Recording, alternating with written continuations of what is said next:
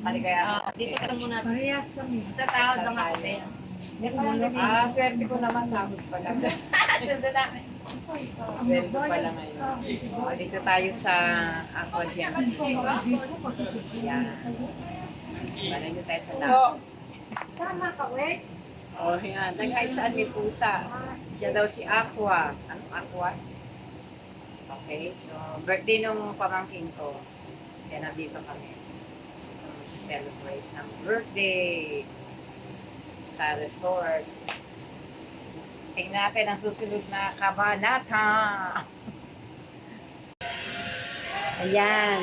Nagdadatingan na yung kasama ko. So, may bilyaran sila. Ayan. Yan yung mga cottages na iba-iba.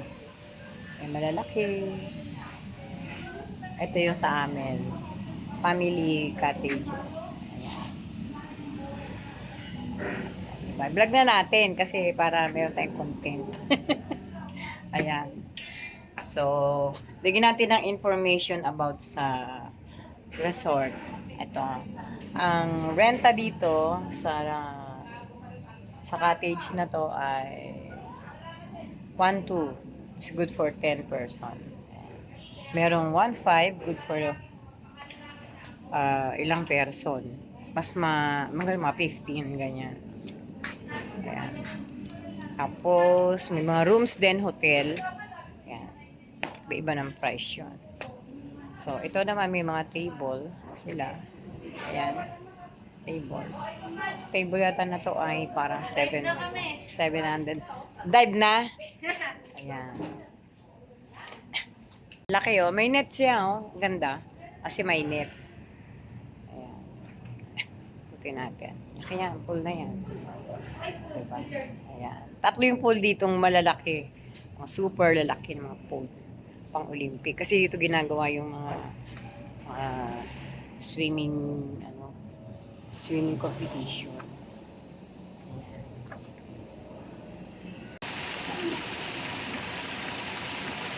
Swimming time! Swimming time!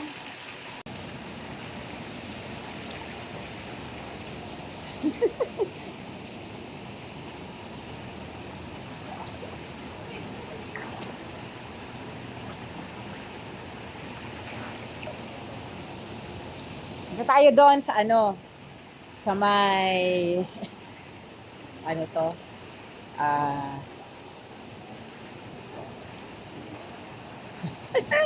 Sarap maligo, oh. Diba? Dala-dala natin yung ating cellphone sa pool. Hindi tayo nakapag-swim. Alam kung bakit. Hindi ko alam na maliligo ako. Tsaka, na bro ko nandito. Pagod girl. Pagod girl. Yan.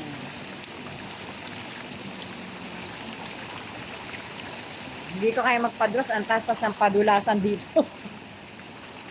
Hindi tayo. Lakarin na lang natin. Ito kasi dala yung aking ganda na pool. Ang laki. Linis. Kasi yung kanyang ilaw. Nag-iba ng kulay.